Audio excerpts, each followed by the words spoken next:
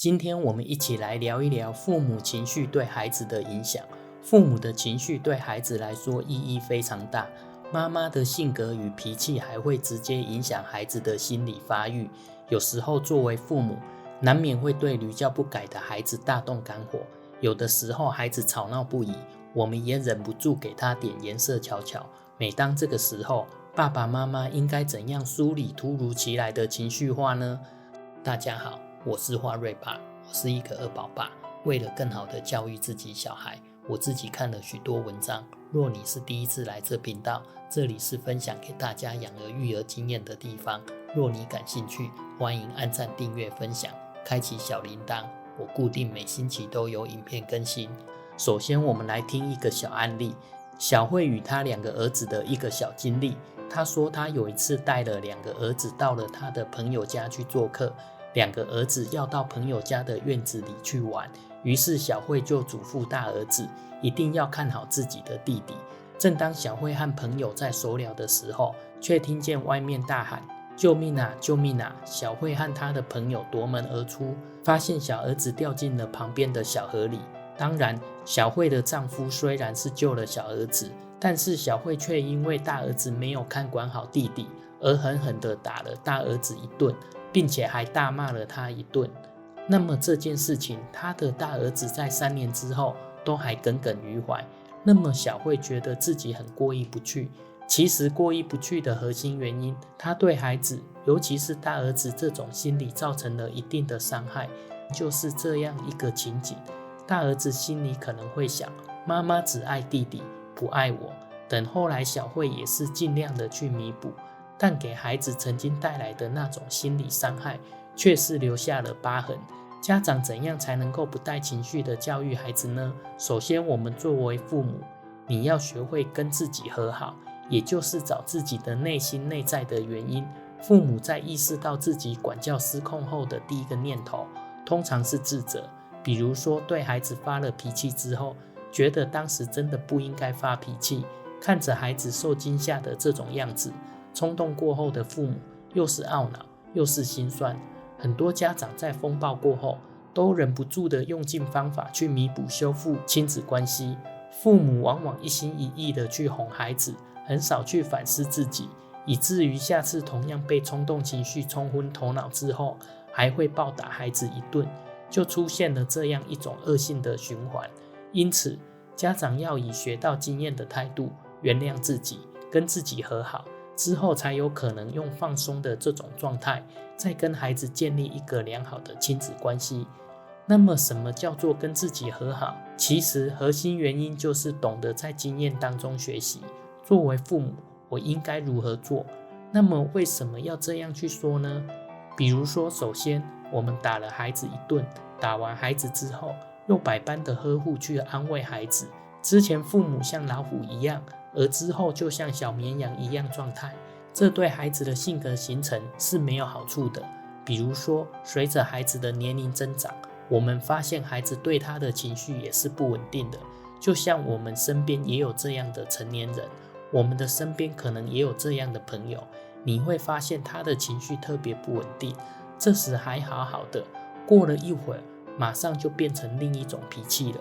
那么这跟从小父母对孩子的这种情绪的不稳定是有很大的关系。所以当我们已经跟孩子发了一次脾气之后，不用再百般的去呵护去哄孩子了。那么我们最重要的就是反思自己。第二点就是反思当时的情绪状态。首先学会休息，不要让自己太疲惫，疲惫会让自己的心神涣散，所以要争取吃好喝好睡好，这样父母才有精力来反思自己。父母先反思当时管教失控的原因是什么，是谁的原因。其实我们更多的希望家人能够找到自己的原因，因为没有问题的孩子，只有问题的父母。跟孩子互动出现了问题，所以我们也有这种感受，就是当我们心情特别好的时候，对孩子就特别好，自己心情不好的时候，对孩子的这种态度也特别不好。所以其实我们家长首先要梳理好自己的情绪，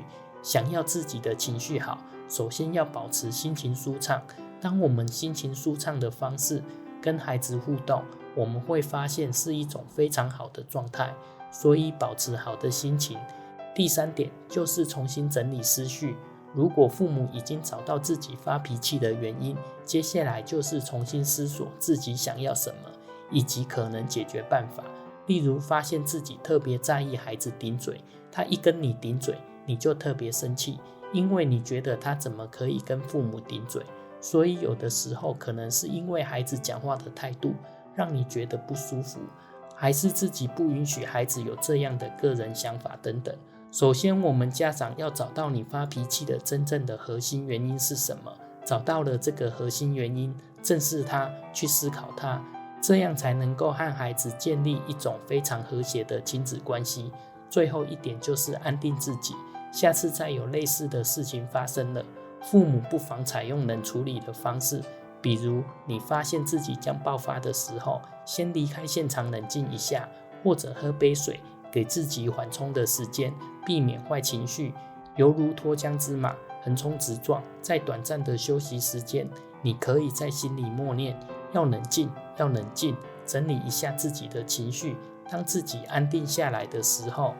才可以想清楚，看明白究竟是发生什么事，应该如何去处理。可能我们都有这种感受，当我们在最冲动的时候，所做的事情其实是最不理性的。对孩子生气，大声斥责，当心他的大脑发展出现异常。你的怒吼将改变孩子的大脑结构。一般大家所认为的虐待，都是身体上那些看得见的伤口，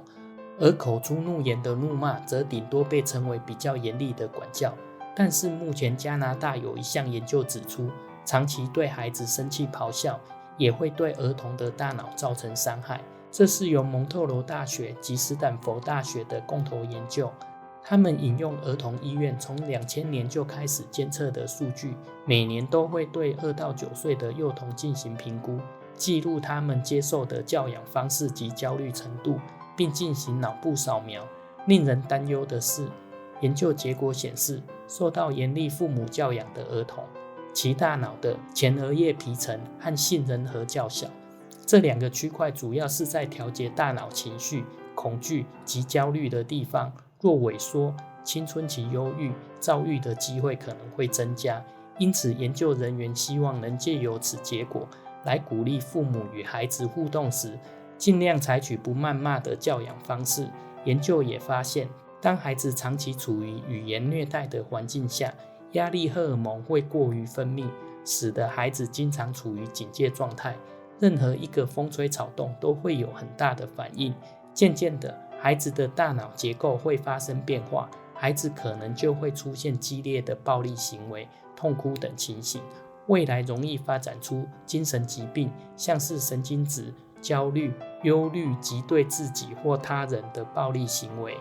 另外，在养育孩子的过程中，有时是孩子还没崩溃，爸妈先被逼疯了，内心很想做个温柔教养的好父母，但孩子难免会有真的很想让人抓狂的时候。请记住，我们真的不需要当圣人，因为强忍到最后，反而使你更抑郁，更无法好好面对孩子。那该怎么办呢？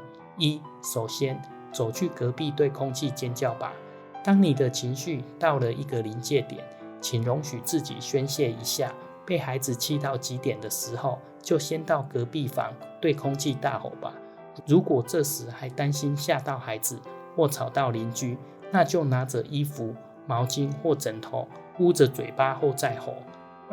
别与孩子继续对话。当自己的情绪状况不佳时，宁可不说或不做，也不要做了之后才后悔。所以建议爸妈可以先深呼吸10下，闭眼10分钟，不与孩子对话，不管孩子怎么哭闹，只要抱着他，看着他就好，让自己冷静，等情绪稳定后再处理也来得及。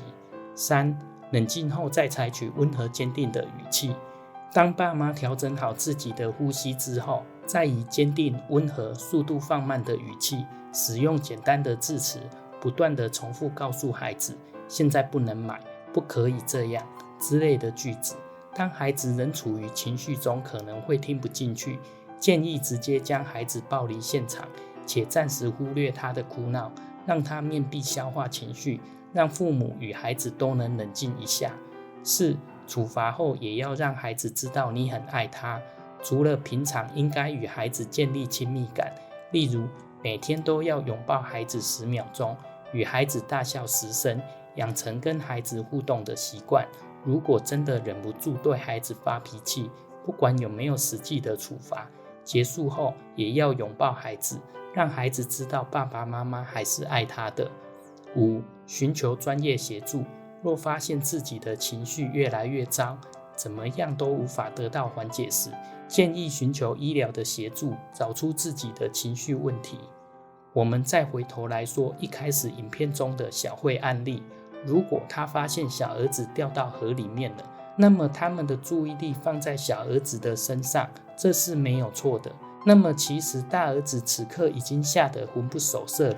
如果我们还是去责备他的话，可能他的内心是非常非常的难受，觉得同样是妈妈的儿子，为什么对弟弟好，对我那么凶，这是孩子内心的潜台词。所以如果小慧当时是先冷静一下，想想此刻的情景，用一种很理性的方式去看待这个问题，小儿子已经安全的救上来了。那么跟大儿子蹲下来面对他的恐惧眼神，首先是同理心，妈妈知道你也一定很害怕，你害怕弟弟会受到伤害，所以下次再跟弟弟一起玩的时候，你会怎么做呢？而是用这种发问的方式，让孩子通过这样的一种情境来思考。我们发现这种思考对于孩子来讲非常重要的，他学会了负责任，学会了担当。所以当你已经顺利找到自己情绪失控的原因，一切的问题都不是问题。所以当你在沟通过程当中，